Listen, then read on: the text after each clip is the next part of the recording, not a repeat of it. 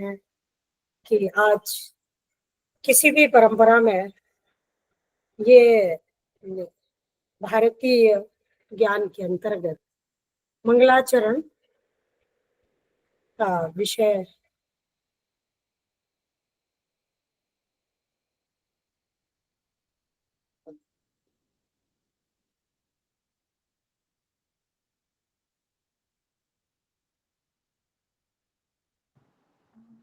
महादेव, आपकी आवाज नहीं आ रही है।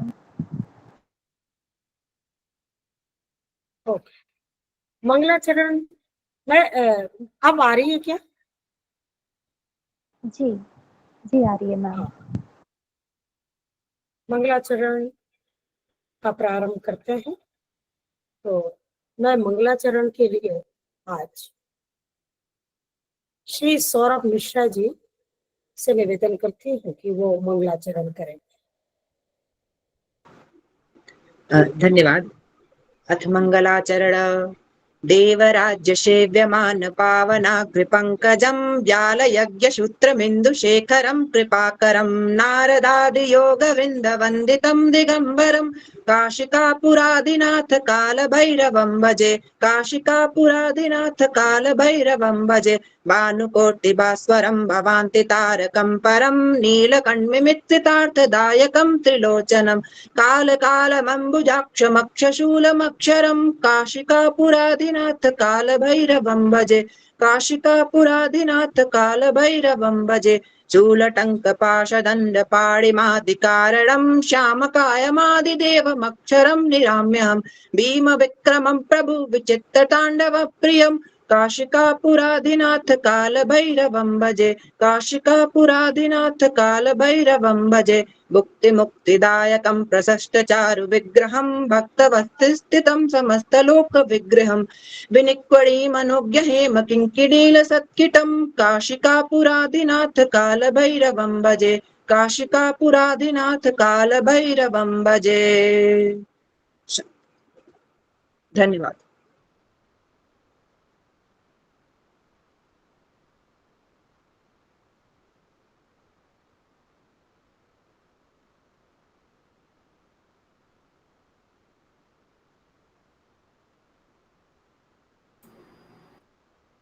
ज्योत्सना जी, आपकी आवाज नहीं आ रही है।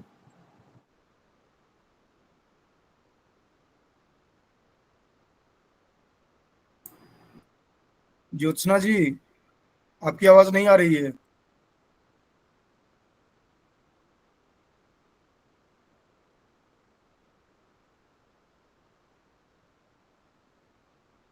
चलिए, कार्यक्रम को आगे बढ़ाते हुए आज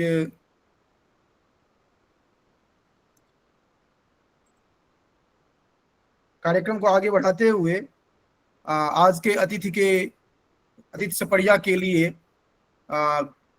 कार्यक्रम की जो मुख्य संयोजिका हैं डॉक्टर दीपिका दीक्षित महोदया, उनसे निवेदन है कि आप अतिथि का सत्कार करें। बहुत धन्यवाद महोदय, और सभी को मेरा सादर प्रणाम।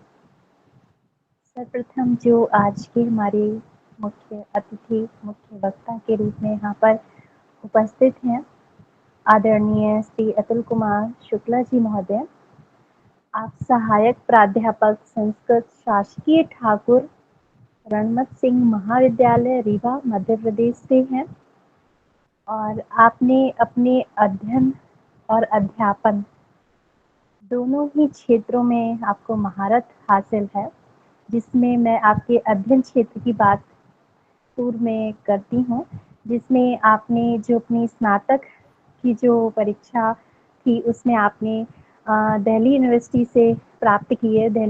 जो दिल्ली विश्वविद्यालय का हंसराज कॉलेज है, वहाँ से आपने स्वर्ण पदक प्राप्त किया है। तदनंतर जो आपने MA संस्कृत की परीक्षा उत्तीर्ण की है उसी विश्वविद्यालय से, उसमें भी आपने स्वर्ण पदक प्राप्त किया है, जो निश्चित रूप से आपकी प्रतिभा का द्योतक है। और इसी के साथ साथ जो आज के हमारे मुख्य अतिथि हैं, वे संस्कृत, आंग्ल, हिंदी और तेलुगु भाषाओं का ज्ञान रखते हैं, और अपने इन अध्ययन कार्यों के साथ ही साथ आपने बहुत सारी विविध प्रतियोगिताओं में भी आपने पुरस्कार को प्राप्त किया है, जिसमें वह हिंदी भाषा की जो वाद प्रतिवाद प्रतियोगिता थी रही हो या चाहे संस्कृत की, दोनों में ही आपने पुरस्कार को प्राप्त किया है, सम्मान प्राप्त किया है। श्लोक गायन में भी और संस्कृत प्रश्नोत्तरी में भी आपने पुरस्कारों को प्राप्त किया है। और आज के ऐसे जो हमारे विद्वान हैं, मुख्य अतिथि हैं, विविध शास्त्रों में पारंगत, चाणक्य नीति के विशेषज्ञ, और इस संदर्भ में मैं अपनी 2 पंक्तियों के साथ आज के जो अतिथि हैं उनके स्वागत को मैं पूर्ण करूंगी। संसार कटु विश्व वृक्षस्य द्वय फले अमृतोपमे सुभाषितम च सुस्वाद सुजनेति संगजने। ऐसी चाणक्य नीति से परिपूर्ण और उसमें लब्ध प्रतिष्ठित जो आज के हमारे आदरणीय अतिथि हैं, उनका मैं सादर सत्कार, स्वागत, अभिनंदन करती हूँ। और यहाँ पर उपस्थित जितनी भी हमारी सहयोगी संस्थाएं हैं, उन सबका भी मैं पुनः स्वागत करती हूँ इस कार्यक्रम में। साथ ही साथ जितने भी प्रशिक्षु गण हैं यहाँ पर, बाल विद्यार्थी हैं तथा अन्य लब्ध प्रतिष्ठित विद्वान जो उपस्थित हैं यहाँ प्रशिक्षु के रूप में, उनका भी मैं अभिनंदन व स्वागत करती हूँ। और साथ ही साथ कार्यक्रम के संस्थापक सह संयोजिका मैम का भी मैं बहुत बहुत स्वागत व अभिनंदन करती हूँ। और आज हम सभी चाणक्य नीति से परिचित होंगे, अतः पुनः एक बार आज के अतिथि को मेरा सादर नमन व स्वागत। धन्यवाद महोदय। बहुत बहुत धन्यवाद मैम। स्वागत की इस परंपरा के उपरांत अब हम सीधे अपने विषय पर आते हैं। चाणक्य नीति जैसे गंभीर विषय पर राजनीतिक, सामाजिक और समस्त विषयों का चाणक्य नीति में जिस प्रकार समावेश है, वो उन सब विषयों की उत्सुकता के साथ यहाँ पर एक बात मैं ब्रीफ कर देना चाहती हूँ कि इस कार्यशाला में एक छोटे बच्चे से लेकर के बड़े बड़े विद्वत समाज के लोग भी जुड़े हुए हैं। तो हर प्रकार का विषय यहाँ पर हमारे समक्ष आएगा और जिसे सबके लिए वो उपादेय हो सके। अब सीधे विषय पर आते हैं। बहुत बहुत धन्यवाद। डॉक्टर अतुल शुक्ल जी, आपके लिए मंच है। आपके पास 40 मिनट व्याख्यान के लिए है और 10 मिनट हमारे जिज्ञासु जनों के प्रश्नोत्तर के लिए है। तो आप मंच ले सकते हैं और अपने अनुसार आप इसका उपयोग करेंगे। धन्यवाद। धन्यवाद मैम। ओम यां मेधां देवगणः पितरश्चोपासते तया मामद्य मेधयाग्ने मेधाविनं कुरु। आदरणीय मेरी अग्रज और विभाग में मेरी सीनियर, और जहां मैं अभी नवनियुक्त हुआ हूं वहां पे मेरे लिए संरक्षिका के समान डॉक्टर ज्योत्सना द्विवेदी मैम, इस कार्यक्रम के समन्वयक डॉक्टर विपुल कुमार झा जी, डॉक्टर दीपिका दीक्षित जी जो संयोजन कर रही हैं इस कार्यक्रम का, और छात्र संयोजक श्री विश्वेश्वर पांडे जी, आप सभी ने मुझे आमंत्रित किया। मैं आपके प्रति कृतज्ञ हूँ, धन्यवाद हूँ कि आपने इतने अच्छे विषय पे और जिसकी आज नितांत जीवन में आवश्यकता है, इस विषय पे आपने व्याख्यान का आयोजन किया। निश्चित रूप से आप धन्यवाद के पात्र हैं। और इस तरीके के कार्यक्रम और इसमें सहभागी संस्थाएं लखनऊ भीमराव अंबेडकर लखनऊ विश्वविद्यालय, बनस्थली विश्वविद्यालय, शंकराचार्य विश्वविद्यालय और ईश्वर शरण शर्मा विश्वकर्मा पीजी कॉलेज, जो इसके सहभागी सभी संस्थाएं हैं, और जहनवी, आप सभी बधाई के पात्र हैं कि आपने इस तरीके के कार्यक्रम की रूपरेखा रखी और इस तरीके के कार्यक्रम का आयोजन किया। और मैं डॉक्टर दीपिका जी के प्रति अपना धन्यवाद व्यक्त करता हूं कि आपने मेरे लिए इतने मधुर वचन और इतने विशिष्ट वचन कहे। मैं आपके प्रति अपना आभार व्यक्त करता हूं। अब मैं अधिक समय न लेता हुआ सीधे ही हम अपने विषय की तरफ बढ़ेंगे। बहुत ही मतलब हम बहुत ज़्यादा जिसको सुनते हैं और बहुत प्रचलित शब्द है, एक ऐसा शब्द जो कभी नकारात्मक होता है, कभी सकारात्मक होता है, कभी अलग अलग विधाओं में हमारे सामने आता है और हम इसे देखते हैं चाणक्य। ये शब्द अपने आप में कई बार बहुत नकारात्मक होता है, कई बार हम बहुत प्रशंसा में कहते हैं कि इसकी बुद्धि तो एकदम चाणक्य जैसी है, कई बार कहते हैं कि बहुत चाणक्य नीति खेल रहा है। तो इस शब्द से लगभग मुझे लगता है कि यहाँ के सभी प्रतिभागी जो प्रतिभाग कर रहे हैं वह परिचित होंगे चाणक्य शब्द से और चाणक्य नीति शब्द से। और दूसरी बात यह है कि इस शब्द और इस नीति को लेकर के अपने आप में बहुत सारे ज्ञान आप देखते होंगे फेसबुक पे, अखबार में, अलग अलग कटिंग्स में, अलग अलग जगहों पे, सोशल मीडिया में, व्हाट्सएप फॉरवर्ड में आपको लगातार दिखेंगे कि ऐसा चाणक्य ने कहा। तो बहुत सारी सही चीजें और बहुत सारी उसके साथ गलत चीजें, भ्रम और अलग अलग प्रकार की ज्ञान, अलग अलग तरीके की वस्तुएं हमारे सामने आती रहती हैं। इसका कारण एक चीज यह समझ में आती है कि ये बहुत प्रसिद्ध विषय है। इससे एक चीज बहुत निश्चित हो जाती है कि ये बहुत ही प्रसिद्ध है और जन जन तक पहुंचा हुआ विषय है। इसलिए मुझे इस विषय में समझाने में और इस विषय को आगे ले जाने में बहुत कठिनाई नहीं होगी। तो हम सबसे पहले इस पे हमें ये मतलब जो चिंतन है कि नीति होती क्या है, नीति अर्थात कहते किसको हैं। तो नीति शब्द बनता कैसे है? तो नीति शब्द बहुत साधारण सा, मतलब आप जब संस्कृत का प्रकृति प्रत्यय का विभाजन देखेंगे तो आप देखेंगे कि नी नए धातु है और उससे एक तिल प्रत्यय है। तो नीति शब्द इससे बना हुआ है कि अर्थात जो हमें ले जाए। अब कहाँ ले जाए? कहीं भी ले जा सकती है। तो फिर इसमें हमारे जो प्रसिद्ध रूढ़ियां हैं वह आती हैं। तो कहाँ ले जाना? कि जो हमें सन्मार्ग की तरफ ले जाए, किसी ऐसे मार्ग की तरफ हमें अग्रसर करे जो हमें किसी लक्ष्य के प्रति, किसी निश्चित साधना के प्रति, किसी निश्चित उद्देश्यों को प्राप्त करने में जो हमें सहायक हो। वो क्या है? नयन है। नहीं तो साधारण रूप से वह क्या कहलाता है? गमन से नयन अलग कैसे है कि गमन स्वेच्छा से होता है, आप कहीं भी जा सकते हैं, कैसे भी जा सकते हैं। नयन क्या होता है? विशिष्ट उद्देश्य के साथ ही जो हम क्रिया करते हैं वो कहलाती है नयन की क्रिया। तो जो हमें कहीं ले जा रहा है, तो अब जो कहीं पहुंचाने का सामर्थ्य रखता है, तो उसमें आता है कि चाणक्य नीति। तो चाणक्य के द्वारा जो मार्ग हमें बताया गया, कैसा मार्ग?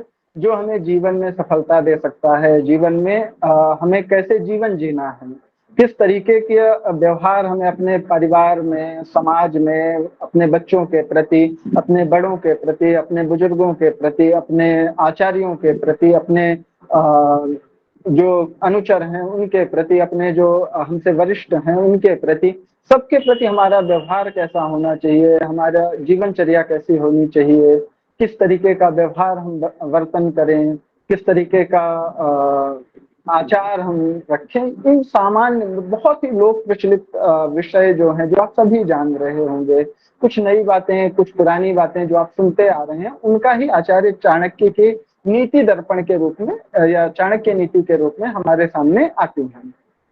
अच्छा, अब इसमें एक और विषय बहुत ज्यादा मतलब हमारे सामने है कि चाणक्य नीति की कोई विशिष्ट वाचनाएं हमारे सामने जो उपलब्ध है वो बहुत नवीन है। वो उतनी प्राचीन नहीं है जिस रूप में हमें अर्थशास्त्र मिलता है। अर्थशास्त्र हमें जिस रूप में मिलता है उस रूप में अर्थशास्त्र चाणक्य की बहुत सारी, मतलब 3 या 4 रचनाएं मानी जाती हैं। उसमें अर्थशास्त्र है, चाणक्य नीति है, चाणक्य नीति दर्पण है और चाणक्य नीति सूत्र हैं। तो इस तरीके से 4 रचनाएं प्रसिद्ध रूप से हमारे सामने उपलब्ध हैं। तो जिसमें से सूत्र और अर्थशास्त्र, ये दोनों की प्राचीनता बहुत निर्विवाद है और इसमें किसी तरीके का कोई विवाद हमारे सामने नहीं है। स्लाइड को आप नेक्स्ट पेज पे कर दें जी, नेक्स्ट पेज पे। अगले पेज पे कर दें स्लाइड को जी। तो ये निर्विवाद रूप से हमारे सामने मतलब है कि जिसमें अर्थशास्त्र और कौटिल्य का जो सूत्र हैं वो हमारे सामने निर्विवाद रूप से उपलब्ध हैं और उनमें कोई विवाद नहीं है। लेकिन जो नीति शास्त्र है, नीति को लेकर के, क्योंकि नीति शास्त्र की सभी वाचनाएं जो हमें सबसे प्राचीनतम प्राप्त है वो 10वीं शताब्दी की प्राप्त है, उससे बहुत ज्यादा प्राचीन वाचनाएं हमारे पास। क्योंकि इसका एक कारण क्या है इतनी ज्यादा नवीन वाचनाएं उपलब्ध होने का, क्योंकि लोक में बहुत अत्यधिक प्रचलन होना। तो प्रचलन के कारण से हमारे यहाँ एक विशिष्ट परंपरा क्या रही है शास्त्रों को लेकर के कि हमें कालिदास की रचनाएं जो है वो हमें 10वीं शताब्दी तक की भी रचनाएं कालिदास के नाम से प्राप्त होती हैं। तो लोग क्या है अपनी अपनी रचनाएं करके उसका परिवर्धन करते रहते हैं और उसमें क्या है प्रसिद्ध कवि जो है उसके अनुसार जो हमें लोक में आवश्यक हैं, जो आदर्श, जो नीतियां, जो व्यवहार, तो उन्हें क्या है उस आचार्य के नाम से प्रचलित कर दिया जाता है। जो समय के मूल्य हैं उन समय के मूल्य को प्रसिद्ध आचार्य के नाम से जोड़ दिया जाता है। तो इसलिए इसमें से जो एक तथ्य है कि ये निर्विवाद रूप से जो तथ्य हमारे सामने है कि चाणक्य की जो रचना है उस रचना में जो चाणक्य नीति है उसको हम बहुत स्पष्ट रूप से ये नहीं कह सकते कि ये संपूर्ण रचना ही आचार्य चाणक्य की है या उनके द्वारा कृत है। लेकिन हाँ ये निश्चित है कि ये उनके दर्शन से, उनके बाकी जो विचार हैं जो अर्थशास्त्र में हैं, जो सूत्र ग्रंथ हैं, उनके आसपास लगभग उनके विचारों से मेल खाती हुई ही रचनाएं हैं। और कुछ नवीन विचारों को, नवीन मूल्यों को भी जो 10वीं शताब्दी तक के हैं उनको भी इसमें स्थान दे दिया गया है। तो इस रूप में थोड़ी सी नवीन भी है, लेकिन मैं जो अधिकतम है वो बहुत सरल शब्दों में जो अर्थशास्त्र के सिद्धांत हैं, जो सूत्र सिद्धांत है, उनको इसमें स्थान दिया गया है। तो हम ये मान के चल सकते हैं कि भले ही मूल रचना हमें चाणक्यकृत ना प्राप्त होती हो, लेकिन उनके विचार, उनके दर्शन से और उनकी मूल रचना के साथ कुछ परिवर्धित रूप में हमें यह रचना प्राप्त हो रही है। और इस रचना में क्या है कि 17 अध्याय हैं और 17 अध्यायों में ये रचना विभक्त है, जिसको हम आगे देखेंगे।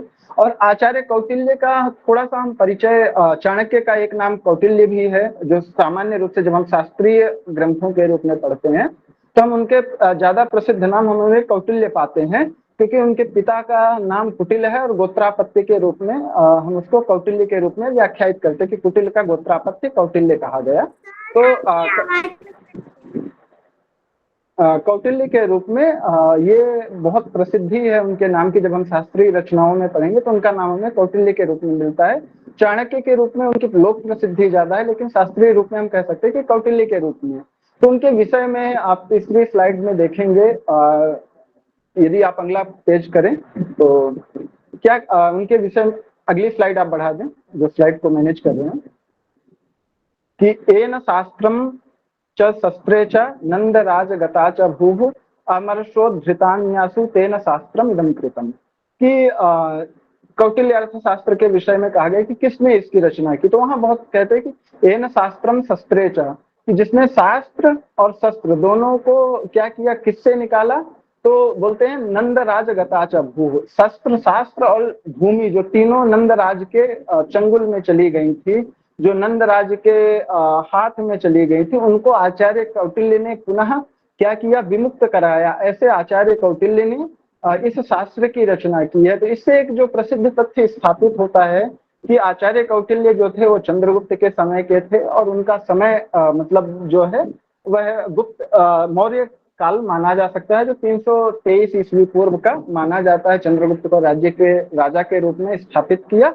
ये एक ऐतिहासिक तथ्य भी है, कई बार मतलब लोग नकारते हैं, लेकिन जब हम अर्थशास्त्र की भाषा देखते हैं, उसकी रचना काल देखते हैं और उनके सूत्र ग्रंथों को देखते हैं और तो उससे, उसकी भाषा से, उनकी शैली से और उनके प्रतिपादन की जो शैली है वो लगभग ईसा पूर्व की 3री शताब्दी की शैली से लगभग मिलती जुलती है। लेकिन जो चाणक्य नीति की शैली है वो नवीन शैली है, उसमें मतलब बहुत कम ऐसी जो रचना शैली के अनुसार उसको लगभग हम 9वीं 10वीं शताब्दी के आसपास के ग्रंथों की रचना शैली से ही उसकी संस्कृत मैच लगभग समानता रखती है। लेकिन मूल रूप में कुछ श्लोकों को हम देख सकते हैं जो बहुत ही सरल संस्कृत में लिखे गए हैं, क्योंकि प्राचीन शास्त्रीय संस्कृत तो बहुत सरल और संवाद की भाषा में ही लिखी जाती थी। मध्यकाल आते आते संस्कृत में कठिनाई और दुरूहता और उसमें पांडित्य प्रदर्शन एक मुख्य विषय के रूप में प्रस्फुटित हुआ, जो कुछ श्लोकों में दिखता है और कुछ श्लोकों में नहीं दिखता है। तो और जो चाणक्य नीति है वो मुख्य रूप से उचित अनुचित, नैतिक अनैतिक, धर्म अधर्म, बुद्धिमत्ता मूर्खता, लाभदायक हानिदायक, अच्छा या बुरा, उपयोगी या अनुपयोगी की पहचान करती है और इनके विषय में मतलब हमें बताती है। और जब आप देखेंगे वेस्टर्न विद्वान हैं और जो मतलब स्थापित भी है और लगभग मतलब हमारे भारतीय आचार्य बलदेव उपाध्याय को भी अब जब हम इस विषय में देखते हैं, या हम जो टी गणपति शास्त्री हैं जिन्होंने कौटिल्य के अर्थशास्त्र का सबसे पहली बार उद्धार किया, श्याम शास्त्री हैं, लगभग इस विषय में सभी लोग एक मत हैं कि इनकी जो लगभग सभी वाचनाएं जो हमारे सामने उपलब्ध हैं, वाचना कहने से हम ये मान सकते हैं कि जो उनके अलग अलग प्रकाशित वर्जन हैं, जो अलग अलग कह सकते हैं कि जैसे एक ही पुस्तक को 10 प्रकाशक यदि प्रकाशित करते हैं तो उनमें कुछ भिन्नताएं होती हैं,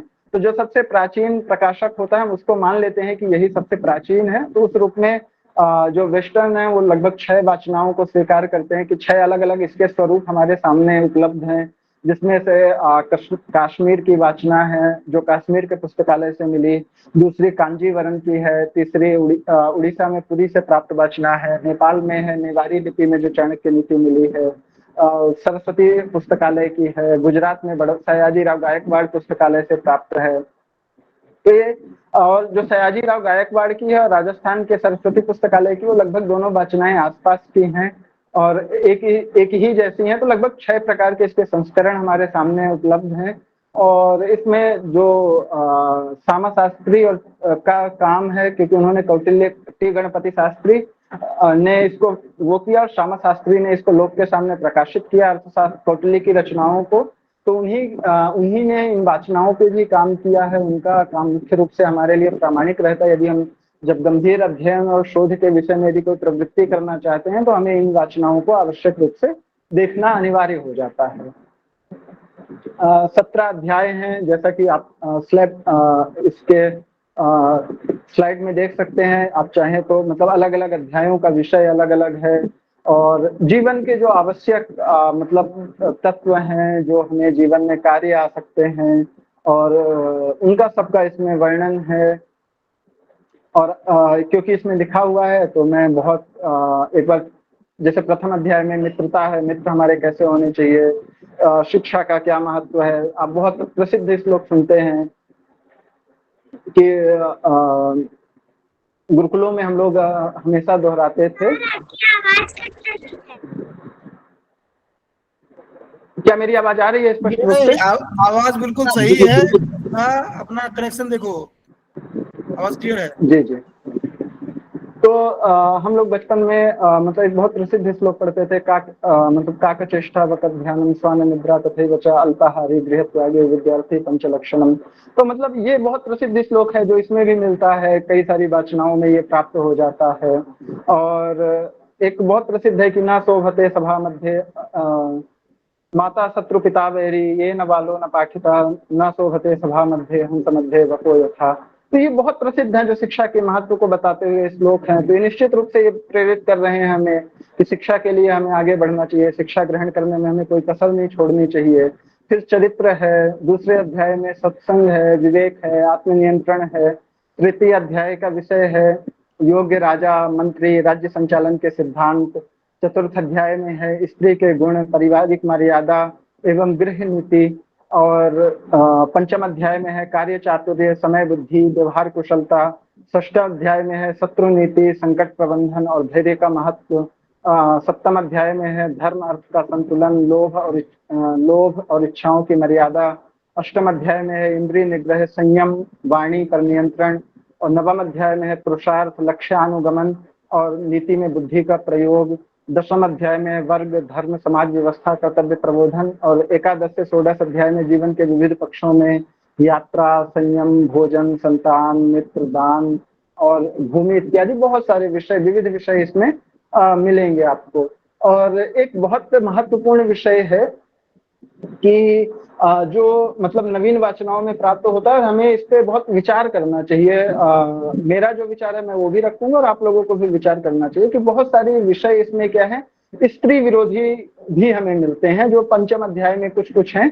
तो मैं ये मानता हूँ कि ऐसी रचनाएं जो हैं वो क्या होती है, समसामयिक मूल्यों से प्रभावित होती हैं। उनके अपने समय के मूल्य किस लेखक ने कब प्रक्षिप्त किया हम ये नहीं कह सकते, लेकिन जब हम मूल रूप में यदि उनकी बाकी रचनाओं से देखते हैं तो कौटिल्य उस रूप में उतने ज्यादा स्त्री विरोधी नहीं है। तो हम ये मान सकते हैं, मतलब मेरा जो मुझे जितना समझ में आता है, मैं जितना समझ पाता हूँ कि ये उनकी रचनाएं जिसमें बहुत सारा मतलब स्त्रियों की विरोधी बातें की गई हैं, वो जो बाद के लेखकों ने उसमें परिमार्जन किया है, परिवर्धन किया है और जो संपादन किए हैं उन संपादनों का प्रभाव है।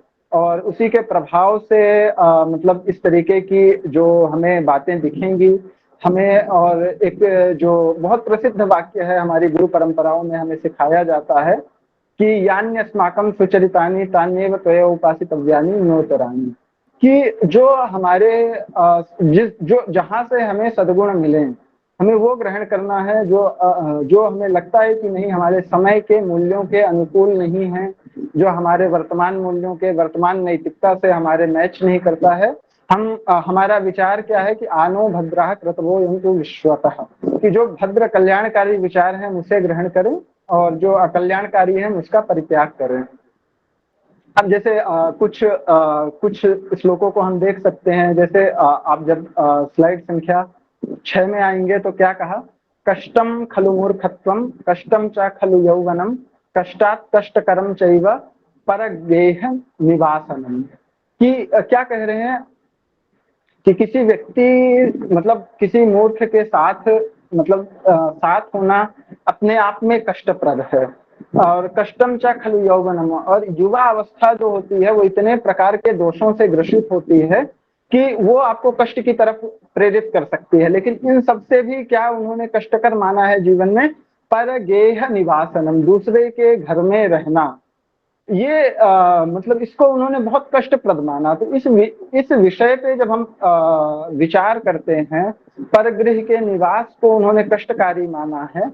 स्लाइड को आप आगे कर दो, 6ठी स्लाइड चल रही है, तो आप जो स्लाइड को मैनेज कर रहे हैं तो आप एक बार स्लाइड को आगे कर दो कि कष्टात् कष्टकरम चैव परगेह निवासनम, कि दूसरे के घर में रहना, दूसरे के घर में निवास करना। 6ठी स्लाइड है, एक और आगे कर दो।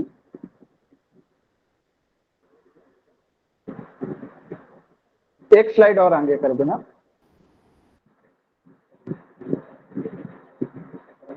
तो परगेह निवासनम, कि पर दूसरे के घर में रहना, दूसरे के घर में वास करना।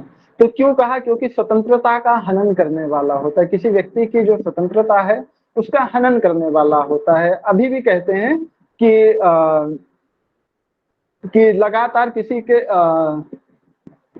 मांगत मांगत मान घटे प्रीत घटे घटे नित जाने से, कि हर दिन मांगने से आपका मान सम्मान कम हो जाता है और नित्य किसी के पास रहने से आपकी प्रेम का व्यवहार कम हो जाता है। तो ये चीजें मतलब हमें यह मतलब बहुत जो हम यहाँ से सीख सकते हैं, जो सूक्तियां हैं, मतलब मुझे जो अच्छी लगी कुछ चीजें जो हम सीख सकते हैं, जो हमें वर्तमान जीवन में भी हैं। तो ये कह रहे हैं कि परगेह निवासनम, ये बहुत कष्टकर है कि किसी दूसरे के घर में रहना, दूसरे के अधीन रहना, ये अपने आप में जीवन में व्यक्ति को क्या होता है, सबसे कठिन काम होता है, सबसे कष्टप्रद होता है। इसी को भारतेंदु हरिश्चंद्र ने अपने वाक्यों में मतलब प्रस्तुत किया। अन्य लोगों ने भी परतंत्रता का मतलब परतंत्रता की जो भावना है, उससे आने वाली हीनता, उससे उत्पन्न होने वाला दैन्य, इसका प्रतिपादन किया। तो ये हम हर रूप में देख सकते हैं। ये एक मूल्य है जो हमें सीखना चाहिए कि हमेशा हमें जो क्या सिखा रहे हैं कि हमेशा हमें ये प्रयास करना चाहिए कि हम क्या बने, सबल बने, हम अपने पैरों पे खड़े रहें, अपने जीवन में इतना पुरुषार्थ करें कि हम आगे बढ़ें और इस कष्ट को ना प्राप्त करें। अगला बता रहे हैं कि जैसे हम आगे देख सकते हैं, मतलब जो एक अलग पक्ष मुझे लगा कि जो हमें सीखना चाहिए, क्या कह रहे हैं, अगली स्लाइड कर लेंगे। पुत्राश्च विविधैः शीलैः नियोज्याः सततं बुधैः नीतिज्ञाः शील संपन्नाः भवंती कुल पूजिताः। वहां पे 9 लिख गया है, टाइपिंग मिस्टेक है, उसको नीतिज्ञाः आप लोग पढ़ें। तो नीतिज्ञाः शील संपन्नाः भवंती कुल पूजिताः, कि पुत्राश्च विविधैः शीलैः, कि हमें अपने पुत्रों के, हम जिस संपत्ति का संचय कर रहे हैं, अपने जीवन में जिस संचय के पीछे हम भाग रहे हैं, जो हम जोड़ रहे हैं, तो हमें क्या देके जाना चाहिए अपने पुत्रों को। तो बता रहे हैं कि शील, विविध प्रकार के शीलों से, सद्गुणों से हमें अपने पुत्रों को क्या करना चाहिए, विभूषित करना चाहिए, उन्हें हमें लगाना चाहिए, उन्हें हमें इसके प्रति नियोजित करना चाहिए, इसमें आगे बढ़ाना चाहिए, उनको विविध प्रकार के सद्गुणों का आधान करना चाहिए। नीतिज्ञाः शील संपन्नाः भवन्ति कुल पूजिताः। वो जो नीतिज्ञ हैं, जो पुत्र नीति से संपन्न है और शील से, चरित्र से संपन्न है, वो क्या होते हैं, कुल पूजिता, कुल में पूजित होते हैं और कुल को पूजित करने वाले होते हैं, कुल का मान सम्मान बढ़ाने वाले होते हैं। बहुत प्रसिद्ध लोकोक्ति है, आप सब सुनते हैं कि पूत कपूत तो का धन संचय और पूत सपूत तो का धन संचय। कि यदि पुत्र सुपुत्र है, पुत्र अच्छा है, अच्छे संस्कारों से युक्त है, अच्छे प्रकार के जीवनचर्या को उसने ग्रहण किया है, सद्गुणों को ग्रहण किया है, तो किसी धन संचय की जरूरत नहीं है। और यदि पुत्र ने किसी सद्गुणों को ग्रहण नहीं किया है, कोई आचार व्यवहार उसने अपने जीवन में नहीं पाया है, तो आप चाहे कितना भी संचय कर दें। एक और बहुत हमारी जो मेरी मातृ बोली है, उसमें कहते हैं कि आप कितने, मतलब उसका मैं भाव आपको बता रहा हूँ कि आपका संचित कपूत खाता है, कि मतलब आपने जो संचित किया है, आपने कितना भी संचित किया है, यदि पुत्र कुपुत्र है तो आपके संचित को खाएगा, लेकिन सुपूत जो होता है वो अपने से अर्जित उसको बढ़ाता है और उसको खर्च नहीं करता है।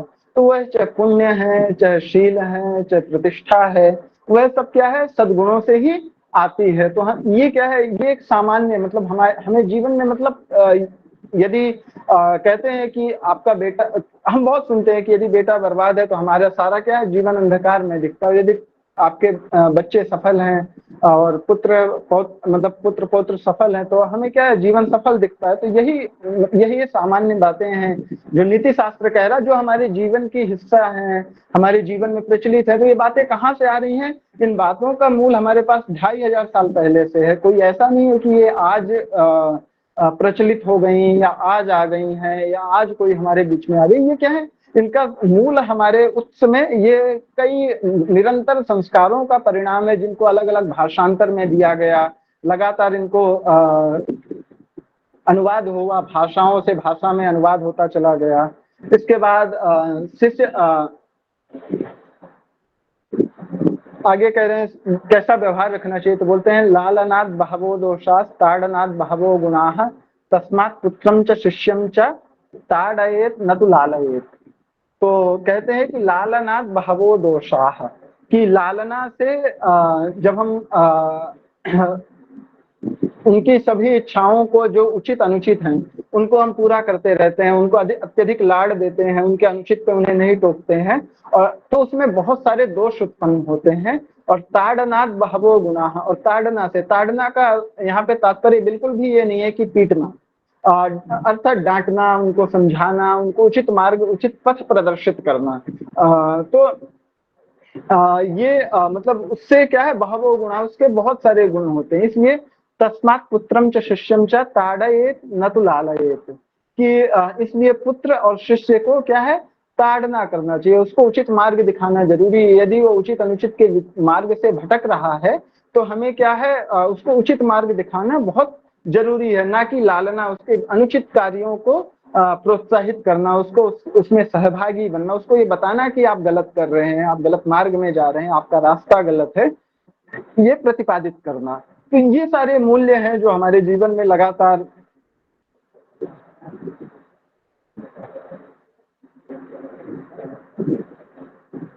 कह रहे हैं। अगला क्या करें, समय की महत्ता कितनी है। तो हमारे जीवन में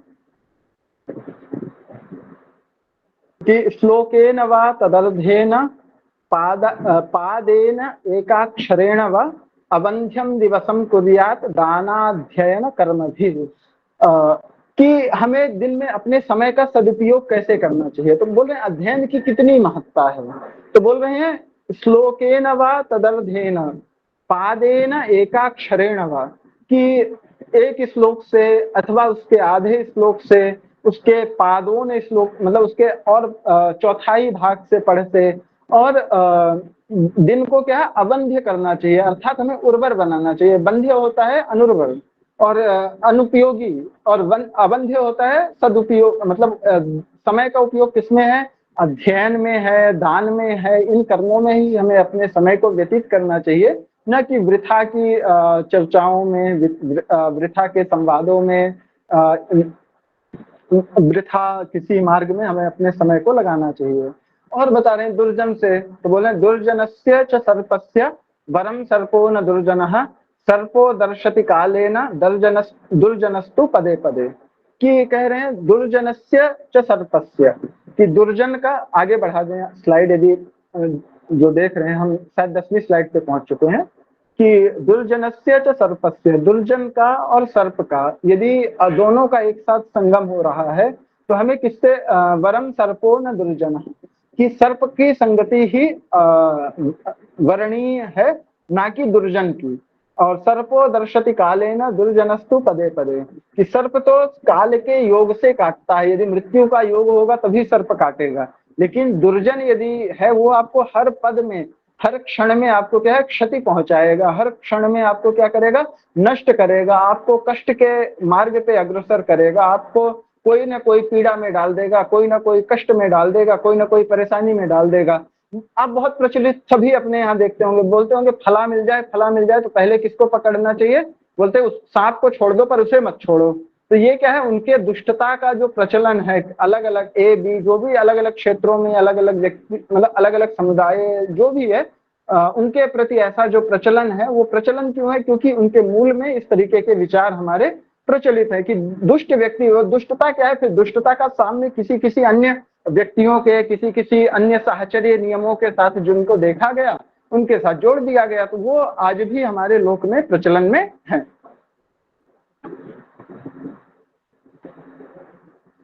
आगे कह रहे हैं कि हमें किसके साथ रहना चाहिए, है ना, अच्छे व्यक्तियों का सत्संग क्यों जरूरी है, तो बोल रहे हैं एतदर्थम कुलीना नाम नृपाः कुर्वन्ति संग्रहम आदि मध्यावसानेषु न त्यजन्ति च ते नृपम, कि कुलीन लोगों का, अच्छे लोगों का जो नृप होते हैं, राजा होते हैं, जो बड़े व्यक्ति होते हैं, वो क्यों उनको अपने पास रखते हैं, तो बोलते हैं किसी भी कार्य के आदि मध्य और अवसान में जो सज्जन है वो किसी का साथ नहीं छोड़ते। बहुत सारे हम इस तरीके के नीति शतक में, अन्य नीति श्लोकों में हम सुनते रहते हैं कि दुर्जन के प्रीति से भली है सज्जन की शत्रुता। हम इस प्रकार के बहुत सारे जो श्लोक हैं, वरम पर्वत दुर्गेशु भ्रांतम बनचरई सह न मूर्ख जन संपर्को सुरेंद्र भवनेश्वती, तो इस प्रकार के बहुत सारे हम श्लोक देखेंगे कि मतलब जो कि जंगलों में रहना सही है, निर्जन वनों में रहना सही है, लेकिन दुष्ट व्यक्ति के साथ, दुर्जन व्यक्ति के साथ रहना सही नहीं, क्योंकि वो हमेशा छल कपट प्रपंच और विविध प्रकार के मायावी व्यवहारों से, लोक प्रपंचों से हमें क्या है दिग्भ्रमित करेगा, हमें परेशान करेगा, हमें लगाए रखेगा कि कभी यहाँ परेशान कभी यहाँ परेशान, तो हम हमेशा ही परेशान रहेंगे। अब सज्जनों का स्वभाव कैसा होता है, सज्जन होता कौन है, तो बोलते हैं प्रलय भिन्न मर्यादा भवन्ति किल सागराः सागरा भेदमिच्छन्ति प्रलयेपि न साधवाः, कि जो समुद्र होता है वो बिना प्रलय के बिना वो अपनी मर्यादा को नहीं तोड़ता, वो अपनी मर्यादा में हमेशा रहता है। लेकिन सज्जन क्या होता है, समुद्र भी अपनी मर्यादा सामान्य रूप से नहीं तोड़ता, वो कब तोड़ता है जब प्रलय आता है। लेकिन जो सज्जन होते हैं वो अपनी मर्यादा को प्रलय आने पर भी नहीं तोड़ते हैं, वो अपनी मर्यादा को प्रलय काल में भी बनाए रखते हैं, वो उस काल में भी अपनी मर्यादाओं को तोड़ते नहीं है, उनको कभी पथ भ्रष्ट नहीं करते हैं, वह उसमें निरंतर उसी में लगे रहते हैं, उसको छोड़ करके, उसको त्याग करके कहीं अन्यत्र नहीं जाते हैं। मूर्खों की कठोर वाणी, मूर्ख लोगों की कठोर वाणी किस प्रकार की होती है, तो कहे मूर्खस्तु परिहर्तव्यः प्रत्यक्षो द्विपदः पशुः भिन्नति वाक्य शल्येन हियत दृष्टः कंटको यथा, कि मूर्ख व्यक्ति कैसा है, बोलते दो पैरों में घूमने वाला पशु है, दो पैरों में घूमने वाला वह जानवर है जो अपने वाणी के शल्य से, वाणी के चक्कू से आपके हृदय को हमेशा ही क्या करता रहता है, भेदता रहता है। जब भी अनावश्यक रूप से कटु बोलेगा, अनावश्यक रूप से आपको लज्जित करेगा, आपको परेशान करेगा, तो ये सब क्या है, मूर्खों की स्थितियों के कारण है। अब अशिक्षित लोग कैसे कि बोलते रूप यौवन संपन्ना विशाल कुल संभवाः विद्याहीना न शोभन्ते निर्गंधा इव किंशुकाः। कि बोलते हैं रूप यौवन संपन्ना, आपको बहुत सुंदर रूप है और क्या है, युवा अवस्था है, इन और विशाल कुल संभवाः, आपका कुल भी बहुत विशाल है, आपने बहुत ही उच्च कुल में आपने जन्म लिया है, आपकी कुल मर्यादाएं बहुत प्रतिष्ठित हैं। उस कुल मर्यादा में जन्म लेने के बाद भी विद्याहीना न शोभन्ते निर्गंधा इव किंशुकाः, यदि वो विद्या से हीन है, आचार से हीन है, विद्या अर्थात आचार और व्यवहार से यदि वो हीन है, तो ऐसा व्यक्ति निर्गंध किंशुक के जो फूल होते हैं उसके समान ये व्यक्ति कभी भी, क्योंकि किंशुक के फूल को जितना मैं यदि समझ पा रहा हूँ, यदि मैं गलत नहीं हूँ, तो हम कहते हैं टेसु के फूलों को किंशुक के फूल, टेसु जिसको हम कहते हैं लोक भाषा में, उसे ही किंशुक कहा जाता है। उनमें कोई सुगंध नहीं होती है, वो केवल देखने में बहुत सुंदर होते हैं। तो उन फूलों के समान ही उनकी कोई मतलब उनका कोई मूल्य नहीं होता है। अब बहुत ही नीति का मतलब विषय है कि हमारे जीवन में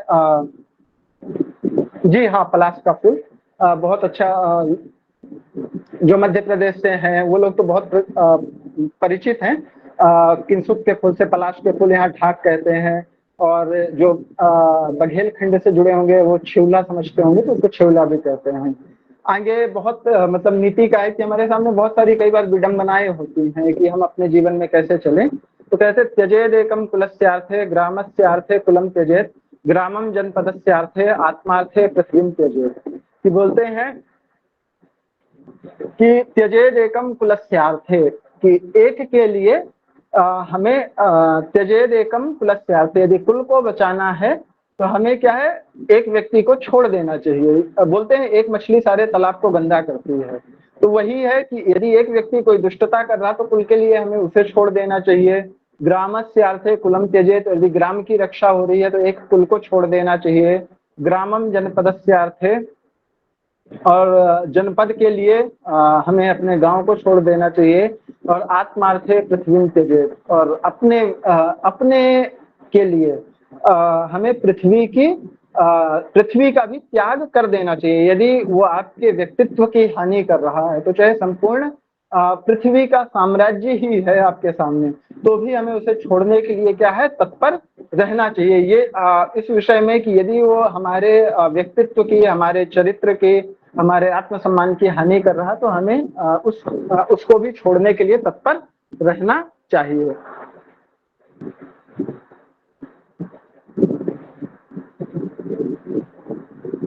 जैसा कि मैं आपको बता रहा था कि माता पिता का परम कर्तव्य क्या है, तो बोले माता शत्रु पिता वैरी ये न बालो न पाठितः न शोभते सभा मध्य हंस मध्य वको यथा। कि बोलते हैं कि माता शत्रु पिता वैरी, कि वह माता शत्रु है अपने पुत्र की और वह पिता वैरी हैं, वो अपने पुत्र के ही वैरी है। ये न बालो न पाठितः, जिसने अपने पुत्र को क्या किया, पढ़ाया नहीं है, जिसने अध्ययन नहीं कराया, उसको शिक्षित नहीं किया, उसको दीक्षित नहीं किया, उसको आचार व्यवहार से, शील संपन्न से, गुणों से उसको परिपूर्ण नहीं किया है, ऐसे माता पिता क्या है, शत्रु के समान है। और वो व्यक्ति की स्थिति क्या होती है वो बता रहे हैं।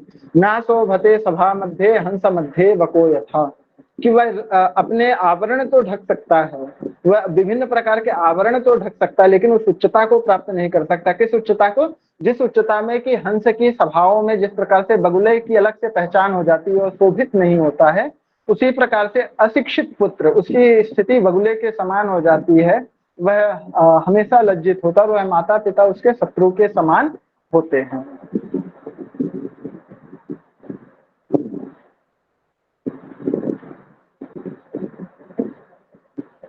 तो अब आगे बता रहे हैं, मतलब एक सामान्य सा कि मतलब हर व्यक्ति में कोई ना कोई, हर स्थिति में किसी न किसी में कोई ना कोई एक सद्गुण होता है, कोई अच्छाई होती है, वो हमें पहचाननी होती है। तो वो एक उदाहरण देके बता रहे हैं कि कोकिला नाम स्वरोरूपम स्त्रीणाम रूपम पतिव्रतम विद्या रूपम कुरूपाणाम क्षमा रूपम तपस्विनाम।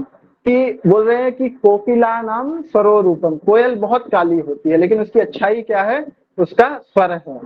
महिलाओं की स्त्रियों की अच्छाई क्या मानी गई है, पतिव्रता धर्म को, पतिव्रत धर्म को माना गया है। विद्या रूपम कुरूपाणाम, और जो कुरूप हैं यदि वो शिक्षित है तो उनकी प्रतिष्ठा उसी से है। और क्षमा रूपम तपस्वी नाम, और तपस्वियों का सुंदरता क्या है, क्षमा है। तो ये एक सामान्य बातें हैं, इसको हमें किसी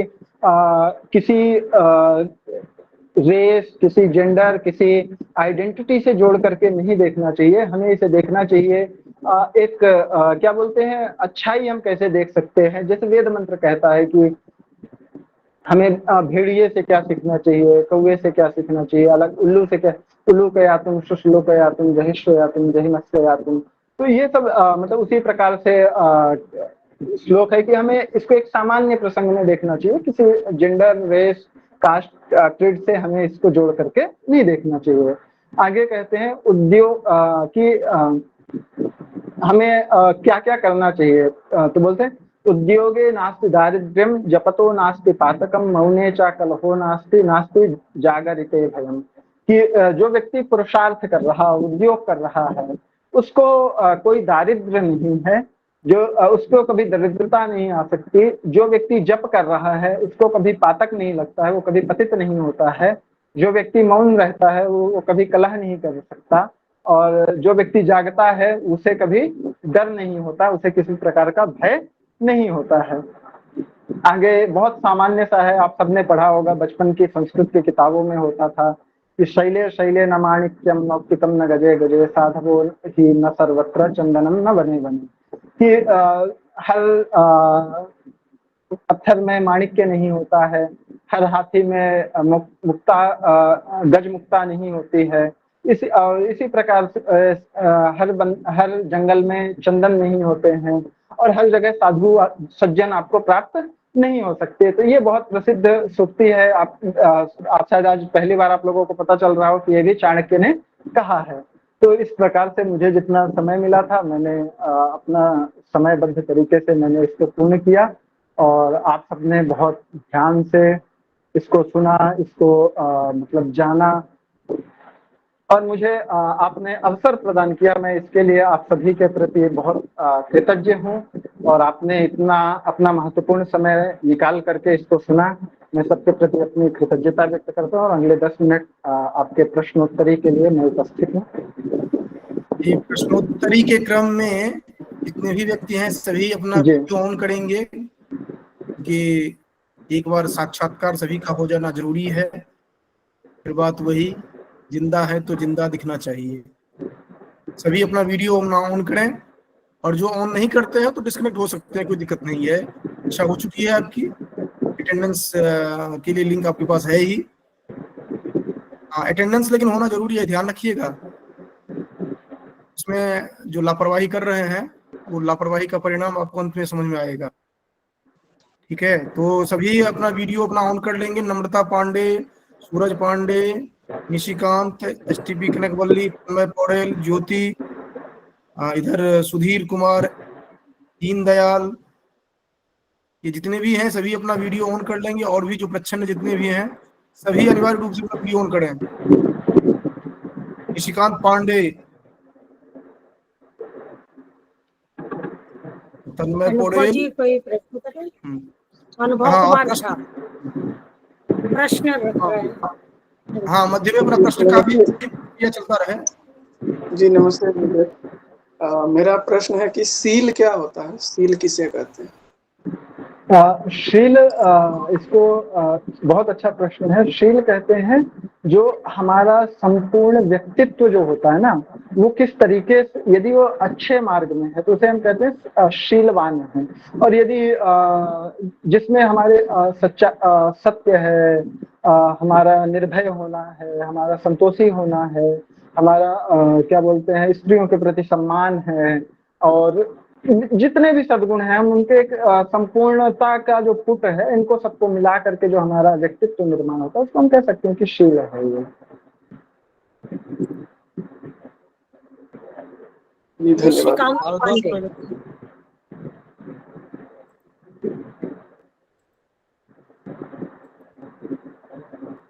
निशिकांत पांडे जी ने हैंड रेज किया हुआ है। हाँ, आप अपना प्रश्न पूछिए। क्वेश्चन नास्ति महोदय, वीडियो ऑन किं निशिकान्त वीडियो ऑन करोतु इति।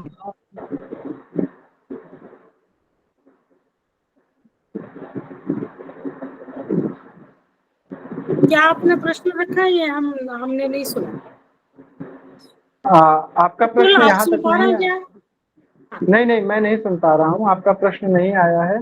शायद अच्छा। कोई एक लिख के कुछ प्रश्न पूछना चाह रहे हैं, मुझे लगता है। सौरभ हाँ, मिश्र, आप लिख भी सकते हैं, हो गया लिख प्रश्न? सकते हैं। सौरभ मिश्रा जी। प्रणाम सर, मेरा नाम सौरभ मिश्र है। मैं पंडित दीनदयाल उपाध्याय गोरखपुर विश्वविद्यालय का छात्र हूँ। सर, मेरा प्रथम प्रश्न ये है कि नीति संगम भर्तृहरि द्वारा रचित और चाणक्य के अर्थशास्त्र चाणक्य नीति में बहुत ज्यादा समानता दिखाती है। साधारण प्रश्नों में भी बुद्धि या किसी भी नीतिगत प्रश्नों में बहुत समानता दिखाई देती है। और दूसरा सर, बुद्धि और जो निर्बल व्यक्ति है, जो बुद्धि से थोड़ा कमजोर है, या फिर जो मूर्ख व्यक्ति है, उसके साथ ना रहना, ये तो एक साधारण बात हो गई। तो इसे चाणक्य ने क्यों प्रकाशित किया? इस पे हमें उत्तर दें। आपने 2 स्टेटमेंट दिए हैं, आपका प्रश्न बहुत स्पष्ट नहीं था, तो आप एक बार और अपना स्पष्ट करना चाहें कि मतलब आप क्या पूछना चाह रहे हैं बहुत स्पष्ट रूप में, क्योंकि मैं बहुत स्पष्ट नहीं हुआ क्योंकि आपने 2 स्टेटमेंट दिए हैं, कोई प्रश्न नहीं था। जी सर, तो जी सर, प्रथम है सर कि राजा भर्तृहरि द्वारा रचित नीति शतकम में सामान्य रूप से चाणक्य की नीति शास्त्र का श्लोक एवं अन्य उत्तरण आते हैं, तो सर ये समानता क्यों दिखाई देती है? और द्वितीय बिल्कुल, द्वितीय और प्रश्न। द्वितीय सर, जो मूर्ख व्यक्ति के साथ ना रहे, जो व्यक्ति मूर्ख है, बुद्धारो मतलब सर, ये तो एक सामान्य बातें हैं कि नहीं रहना चाहिए, तो इसे सर क्यों नीतिगत में रूप में देखा जा रहा है? आपके दोनों ही प्रश्न, जैसे पहला जो है मैंने बहुत प्रारंभ में कहा कि इसमें जो मूल्य है वो लोक प्रचलित मूल्य है, जो लेखक की जो रचनाओं के समकालिक मूल्य हैं, तो वो हमारे आज के समाज में भी तो उतने ही मिलते हैं। जैसे मैंने आपको क्या बताया, जैसे पुत्र के विषय में कहा, पूत कपूत तो का धन संचय, तो वो उसी नीति का अनुवाद है। तो आपको ये नीतियां मतलब अनुवाद के रूप में, विविध प्रसंगों के रूप में, क्योंकि हमारा मूल्य क्या है, हम उसी मूल्य से जुड़े हुए हैं। भर्तृहरि और चाणक्य लगभग एक ही परंपरा के हैं। उनके समय में जरूर डिफरेंस है, उनके समय के बीच में बहुत लंबा समय है, लेकिन वो मूल्य हमारे शाश्वत मूल्य हैं, जिन जीवनचर्याओं से हम जुड़े हुए हैं, तो उन्हीं मूल्यों को कोई भी व्यक्ति प्रतिपादित करेगा। मैं भी यदि आज कोई नीति एक ग्रंथ लिखने बैठूं, तो वो उसी प्रकार का मैं लिखूंगा जैसा भर्तृहरि ने लिखा है। जैसा, हाँ, उसमें यह है कि 2-4 जो आधुनिक समय में दिख रहे हैं वो ज्यादा मूल्य में जोड़ दूंगा। हो सकता है मैं स्त्रियों के विषय में थोड़ी सी उदार बातें करूंगा, क्योंकि मेरे समाज का मूल्य स्त्रियों के प्रति ज्यादा उदार है। तो ये समय के मूल्य होते हैं। कई बार तो मैंने आपको क्या कहा कि चाणक्य मूल रूप से ज्यादा उदार है, लेकिन चाणक्य नीति उतनी उदार महिलाओं के प्रति नहीं है। उनकी बातें, क्योंकि वो अपने समय के मूल्य में 10वीं शताब्दी में यदि किसी ने प्रक्षेप किया है तो उसमें आपको असमानता दिखेगी। तो जो भी रचनाएं होती है वो अपने समकालिक मूल्यों के आधार पर होती हैं। और दूसरा प्रश्न की जो सामान्य बातें हैं वो हमें, यदि आप कभी सुकना से उपदेश पढ़े हों तो उसमें बहुत अच्छी बात, उसकी शुरुआत कैसे होती है, तो बोलते हैं कि विदित वेदितव्यः, कि तुम्हें सब कुछ पता है, ऐसा कुछ भी नहीं है जो तुम्हें बताने योग्य हो, लेकिन मैं फिर भी बताऊंगा। क्यों बताऊंगा? क्योंकि ये अवस्था ऐसी है, ये समय ऐसा है, तुम रूपवान हो, युवा अवस्था है, विद्वान हो, तुम राजा के बेटे हो, लेकिन तुम्हें मैं फिर भी बताऊंगा, क्योंकि समय है उपदेश का। तो यही स्थिति है कि बार बार उपदेश से हमें क्या है, हम जब कभी सन्मार्ग से भटकते भी हैं, हम बहुत बड़े नहीं होते। जैसे हम कई बार सोच रहे हैं कि हम बहुत बड़े हैं, वो सामान्य मूल्यों से हम कई बार पथभ्रष्ट हो जाते हैं, तो हम पतित हो जाते हैं। तो हमें बार बार उन चीजों को याद दिलाया जाता है। संस्कार क्या है? हमारे नित्य प्रति जीवन में चलने वाला व्यवहार ही है। तो उस व्यवहार को ही हम इसमें देख सकते हैं। शायद कुसुम जी ने प्रश्न लिख के पूछा था, आप अपना प्रश्न दोहरा दे, क्योंकि मेरे सामने स्क्रीन में हट गया है। कुसुम जी, आपके दोनों प्रश्नों का मैंने ये कुमकुम आद्या झा का भी एक प्रश्न है। हाँ, क्या वही आज कुमकुम के जी समय कुछ दो प्रश्न आए हैं चैट बॉक्स में, हाँ, एक एक पवन है मेहता जी का पवन मेहता प्रश्न, जी का और एक कुमकुम आद्या झा का। कुमकुम आद्या झा। पवन मेहता जी पूछ रहे हैं जो कि चाणक्य नीति, विदुर नीति और गीता के उपदेश जो हैं, इनमें क्या कोई डिफरेंस है? अगर है तो क्या है, और किस नीति को प्रेफरेंस दी जाए? एक डिप्लोमेटिक क्वेश्चन है। दूसरा जी जी बिल्कुल जो बिल्कुल। मैं जैसे विदुर नीति और चाणक्य नीति, ये दोनों नीति ग्रंथ है, जैसा उनके नाम के सामने भी आप जुड़ा हुआ देख रहे हैं, बहुत स्पष्ट है। लेकिन गीता इनसे एकदम अलग है, वह नीति ग्रंथ नहीं है, वह आपके मनोवैज्ञानिक पक्ष को, आध्यात्मिक पक्ष को ज्यादा वो करता है। वो सामाजिक पक्ष में आपको बहुत ज्यादा नहीं वो करता है, आपको नहीं वो कहता कि आप कैसे जीवन जिए, आपके बेटे कैसे होने चाहिए, आपका बच्चा कैसा हो, आपकी पत्नी कैसी हो, ये वो बहुत ज्यादा गीता में आपको कहीं नहीं मिलेगा। लेकिन सभी नीति ग्रंथ आपको आपके मित्र कैसे होने, गीता डिस्कस नहीं करती है बहुत ज्यादा कि आपका मित्र कैसा, वो नहीं बताएगी। वो बताएगी आपको क्या करना है, आप कैसे, वो है आपके जो मनोद्वंद्व हैं उनको हम कैसे दूर कर सकते हैं। तो वो आध्यात्मिक ग्रंथ ज्यादा है, ये मनोवैज्ञानिक ग्रंथ ज्यादा है, जो हमें मनोवैज्ञानिक स्तर पे सपोर्ट करता है। और विदुर नीति में जैसे मित्र के आप भाव देखेंगे तो मित्र के कुछ लक्षणों को आपको एज इट इज चाणक्य में दिखेंगे, विदुर में दिखेंगे। विदुर जैसे उस विषय में आप थोड़ा कह सकते हैं कि विदुर, मैं जितना मैंने बहुत तो नहीं पढ़ा है, पर मैंने जितना विदुर को पढ़ा है कि वो मूर्खों के प्रति थोड़ा उदार है, जितना उससे ज्यादा कठोर है आचार्य चाणक्य मूर्खों को लेकर के। लेकिन विदुर उसमें थोड़ा सा उनको स्थान मतलब दे देते हैं, वो उनको इग्नोर करते हुए चलते हैं, उनके विषय में ज्यादा कठोर नहीं करते। लेकिन चाणक्य कभी उनको नहीं छोड़ते, उनको बहुत कठोर है उनके प्रति। तो हम इस रूप में देख सकते हैं कि और उनकी नीति संक्षिप्त है, विदुर की जो नीति है वो संक्षिप्त है, और चाणक्य की जो नीति है वो बहुत विस्तृत है, बहुत सारे क्षेत्रों में बात करती है, उसका क्षेत्र बहुत बड़ा है, मतलब जीवन के विविध आयामों को लेकर के है। ये मित्रता है, कुछ पारिवारिक मूल्य हैं, और मित्र शत्रु इन और कुछ जीवन के कुछ जो मूल्य हैं उनको लेकर के विदुर नीति का क्षेत्र थोड़ा संक्षिप्त है जितना मैंने पढ़ा है। बहुत तो मैंने विदुर नीति नहीं पढ़ी है, लेकिन जितना मैं जानता हूँ वो मुझे ऐसी जानकारी है। कुमकुम जी का प्रश्न, कुमकुम का प्रश्न है, क्या आज के समय में संस्कार एक वैचारिक बोझ बन गया है, या यह वास्तव में व्यक्ति को ऊंचा बनाता है? बिल्कुल भी बोझ नहीं बना है कुमकुम जी, और हम इसको मतलब आज भी उतनी ही आवश्यकता है, आज भी उतना ही मतलब जरूरी है जितना मुझे लगता है कि जितना प्राचीन काल में जरूरी नहीं था उससे ज्यादा जरूरी आज संस्कार हो गए हैं। संस्कार का मतलब केवल कर्मकांड नहीं रह गया, संस्कार का मतलब व्यक्ति में कुछ उसका नाम ही है संस्क्रियते इत्यनेन संस्कारः, कि जिससे संस्कृत किया जाता है, आप में कुछ सुधार हो। तो सुधार की अपेक्षा आज तो मनुष्य में के पास इतने माध्यम है बिगड़ने के, जब माध्यम आपके पास अनंत है तो आपको उसके बीच में जब अंधकार घना होता है तो दीपक की आवश्यकता सबसे ज्यादा हो जाती है। दीपक तब हमारा सबसे बड़ा पथ प्रदर्शक होता है। तो संस्कार किसी भी रूप में मैं उन्हें बोझ तो नहीं स्वीकार करता हूँ।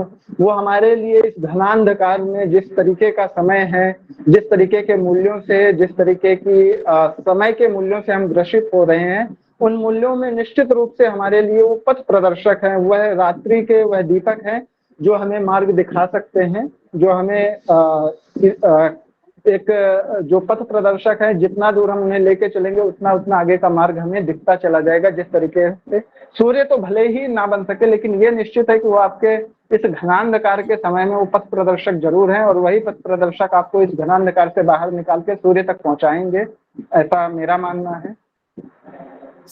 कौशिक दास का क्या प्रश्न है वो अपना रखें। प्रणाम सर जी। अब समय थोड़ा चूंकि दूसरा विषय प्रश्न मैं है। उत्तर संक्षेप में चाहूंगी। कौशिक दास, कौटिल्य अर्थशास्त्र में मंत्राधिकार में यथा सामर्थ्यमिति कौटिल्यः इति उक्तम, परंतु एक सहायक वही है जो प्रतिस्पर्धा प्रकाश 25 कोड के लिए, उसमें लिखा है मंत्री परिषद में कौटिल्य 4, मंत्री परिषद में कौटिल्य 4 ये लिखा है, तो ये क्या सही है या गलत? धन्यवाद। प्रतिस्पर्धा प्रकाश में अब क्या लिखा है मुझे आइडिया नहीं है। कौटिल्य का मत है कि यथा सामर्थ्य जितने होने चाहिए, मतलब जितनी आवश्यकता है उतने मंत्री होने चाहिए। अब मैं जितना समझ पा रहा हूँ आपका जो प्रश्न था। और प्रतिस्पर्धा प्रकाश क्योंकि एक अभी लिखी गई बुक है संजय भट्ट जी ने, और एक और है उन्होंने लिखी है, मेरे ही मित्र हैं।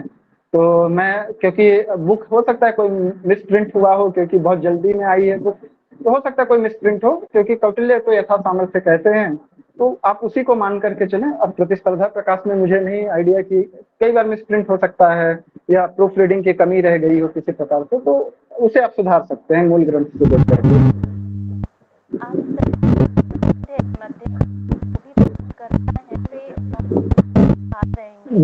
दीपिका जी की आवाज नहीं आ पा रही है। आवाज नहीं है।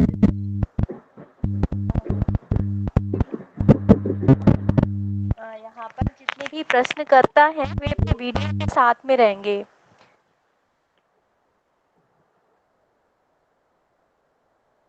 हाँ, कौशिक दास का वीडियो ऑफ था।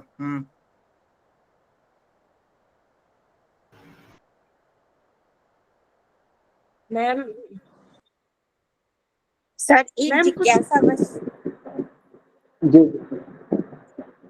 आचार्य चाणक्य का माता पिता द्वारा प्रदत्त नाम विष्णुगुप्त है, तो इनके पिता का नाम शिवगुप्त भी उल्लिखित है कई ग्रंथों में। ये इस संदर्भ में आपका क्या मत है? शिवगुप्त थे कि चाणक्य के पुत्र होने के कारण चाणक्य कहा गया है? जी जी बिल्कुल। जैसे इसमें विष्णुगुप्त भी है, और आपको एक नाम में, जैसे आप वो गोत्र का शिवगुप्त जो है, इनके पिता के नाम के रूप में वात्स्यायन भी मिलता है, जो इनके हाँ, एक नाम है, तो वात्स्यायन भी मिलता है। बिल्कुल वो बहुत सारे मतलब इनके नाम प्रचलित हैं, क्योंकि वो बहुत अपने आप में एक विषय था, क्योंकि इसमें बहुत डिस्कशन हो जाता। तो उनका विष्णुगुप्त भी नाम प्रसिद्ध है। मल्लनाग है, बिल्कुल बिल्कुल। चणक है, मल्लनाग है, चाणक्य है, और कौटिल्य है, कुटिल से, बिल्कुल बिल्कुल बिल्कुल बहुत सारे नाम है इनके। जब आप क्या बोलते हैं अलग अलग कोश ग्रंथ देखेंगे, एक कौन सा वासंती करके एक कोश है, उसमें इनके सर 9 नाम मिलते हैं। तो बहुत सारे नाम इनके आपके अलग अलग मिलेंगे। नाम सर ज्यादा इनके प्रसिद्ध हैं, प्रसिद्ध है। बिल्कुल बिल्कुल बिल्कुल। तो बहुत सारे नाम इनके प्रचलित हैं। बिल्कुल आपने मतलब यहाँ पे रखा, और क्योंकि ये प्रसंग में नहीं था, मैंने 2-3 प्रचलित नाम इसीलिए बता दिए। और उनका जो एकेडमिक रूप से बहुत प्रचलित नाम है वो है क्या बोलते हैं कौटिल्य। बाकी मतलब बाकी नाम उनके क्या बोलते हैं कम ज्यादा आपको मिलते रहते हैं, तो हम लोग उसको इस रूप में देख सकते हैं। जी चलिए, तो मेरे यहाँ संपूर्ण की ओर ले जाते हैं, क्योंकि अभी हैंड रेज और भी बहुत सारे हो रहे हैं, तो जी अभी जी सभी को लेना संभव नहीं हो पाएगा। एक अंतिम प्रश्न था जो चैट बॉक्स में चूंकि पहले आ चुका है, जो कि कष्टम च खलु मूर्खत्वम, युवावस्था की कष्टकारिता पर कृपया अधिक प्रकाश डालें। तो अब अधिक प्रकाश के लिए अधिक प्रकाश संक्षेप में आप यही है प्रकाश कि डाल सकते हैं तो डालिए। बिल्कुल बिल्कुल अधिक तो नहीं हो सकता। युवावस्था अधिक कष्टप्रद है, मतलब कि सद्गुणों से विचलित होने का सबसे आसान मार्ग होता है। ना तो बाल्यावस्था होती है ना वृद्धावस्था होती है, वो युवावस्था ही होती है जब हम अपने गुणों से सबसे ज्यादा विचलित हो सकते हैं। विचलन का जो सबसे ज्यादा बड़ा मार्ग है वो युवावस्था में होता है, वृद्धावस्था या बाल्यावस्था में नहीं होता, या न प्रौढ़ावस्था में होता है। इसलिए युवावस्था को कष्टकर माना गया है कि कष्टकर इस मार्ग में है, मतलब आप इसको इस रूप में समझें। चलिए, तो उपदेश जब आपका हुआ है तो आप इस विस्तार से पढ़ेंगे और से वहाँ वो रहेगा। वहाँ पर यौवनम धन संपत्ति को लेकर के चर्चा तो अब यहीं पर इसकी संपूर्ति की ओर हम लोग ले जाएं, और अंतिम प्रक्रिया जो है, क्योंकि हम लोग समय की सीमा अतिक्रमण कर रहे हैं। ये श्री विश्वेश्वर पांडे धन्यवाद ज्ञापन के निमित्त हम लोगों के साथ हैं, छात्र संयोजक हैं इस कार्यक्रम के, विश्वेश्वर पांडे हैं। हाँ, धन्यवाद ज्ञापन। बहुत बहुत धन्यवाद। ये जो 17 दिवसीय चलता आ रहा है अपना जो बाल प्रपंच नंदिनी बाल नंदिनी प्रतियोगिता जो शाला है, ये कार्यशाला जो है, यह अनवरत 15 से शुरू हुआ है और 31 तक चलेगा। इसमें आज जो हम लोग चाणक्य नीति का वो ज्ञान प्राप्त किए हैं अतुल सर के द्वारा, ये हम लोग का सौभाग्य रहा है। हम इनको बहुत बहुत धन्यवाद देते हैं। और इसके साथ ही हम ये जो बात स्टार्टिंग में अर्थशास्त्र का सामान्य परिचय में ये विभिन्न स्थान से जो पांडुलिपियां प्राप्त हुई हैं उनका वर्णन किए हैं, तो वो हम लोगों के भी शोध में काफी कारगर सिद्ध है।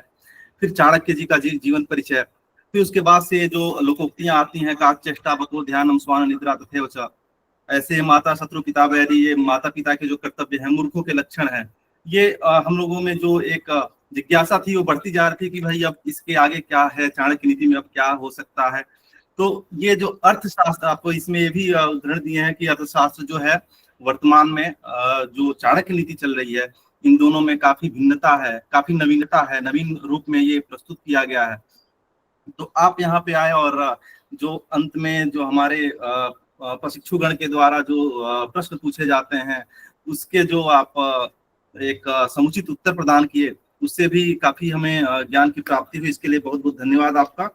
और इसके साथ ही हम अपने सर विपिन झा गुरु जी को धन्यवाद देते हैं, जो अनवरत हम लोगों के लिए मेहनत कर रहे हैं, इतने मंच पे जो इतने बच्चों को एक साथ लेके आए हैं। फिर दीपिका मैम को भी धन्यवाद देते हैं। इसके साथ ही हमारी जो आज की संचालन करती हैं ज्योत्सना द्विवेदी मैम, उनको भी बहुत बहुत धन्यवाद है, करवत प्रणाम है। और इसके साथ ही जितने भी यहाँ पे प्रशिक्षुगण हैं, इनको भी बहुत बहुत धन्यवाद देते हैं कि आप अपना इतना समय देते हैं, और आप लोगों के बिना ये संभव भी नहीं था, असंभव भी नहीं हो पाता है। इसके साथ ही बहुत बहुत धन्यवाद आप लोगों का। चलिए, सभी का बहुत बहुत आभार। एक सूचना है, क्योंकि बीच में कुछ शेड्यूल में परिवर्तन हुए हैं, वो यथा समय आप लोगों को भेजा जाता है, और वो परिवर्तन जो एक दो हुआ है वो अपरिहार्य कारण से हुआ है।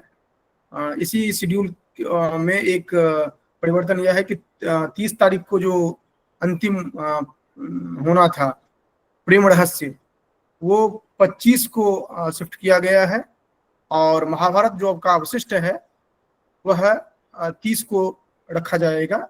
और बाकी यथावत है, अनुभव कथन का संपन्न हो चुका है। केवल जो जिनका छूटा है वो अलग से हमें सूचित करेंगे, उसी ग्रुप में ही आना चाहिए, लेकिन उनका नाम आना चाहिए, ताकि ये भी स्पष्ट हो जो कि आप इतने लापरवाह हैं जो कि आपने छोड़ा है। तो ग्रुप में ही आपका नाम आएगा, व्यक्तिगत नहीं नाम आना चाहिए किसी का। ग्रुप में अपना नाम देंगे आप, ताकि ये स्पष्ट हो जाए जो कि आपने लापरवाही की है। तो फिर 31 तारीख को रखा जाएगा, जिन जिनका छूटा होगा। आनंद जी भी यहीं पर हैं, वो आपके साथ आनंदित होंगे जब आप लोग अपना नाम देंगे उसके बाद, ठीक है। और बाकी शेष जो है वो कार्यक्रम यथावत है, यथावत चलता रहेगा। और धन्यवाद के बाद कोई प्रश्न का उत्तर नहीं होता है। कुछ चैट बॉक्स में उसके बाद भी आए हैं जो कि उनका प्रश्न नहीं हो पाया, तो इसके लिए ध्यान रखें सभी। जब प्रश्न का समय निर्धारित है 10 मिनट, तो आपको प्रथमतः आपका प्रश्न हो, ये आपको ध्यान रखना चाहिए। अंतिम प्रश्न आपका हो ऐसा नहीं रहना चाहिए। तो इसीलिए जिनका लास्ट वाला प्रश्न था उनका नहीं लिया जाता है। तो ये इंटेंशनली ये रखा गया है कि नहीं, एक समय सीमा है, उसी में होना चाहिए। तो इसीलिए आगे प्रश्न नहीं लिया जाएगा अभी। साक्षात आप प्रश्न कर सकते हैं, जो यहाँ पर प्रशिक्षक हैं उनसे साक्षात भी हो सकता है। अंत में शांति मंत्र के साथ इस कार्यक्रम की संपूर्ति होगी। ओम सर्वे भवन्तु सुखिनः,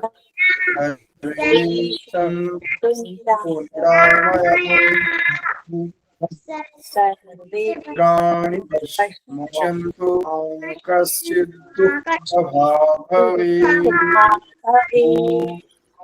शांति शांति शांति। धन्यवाद।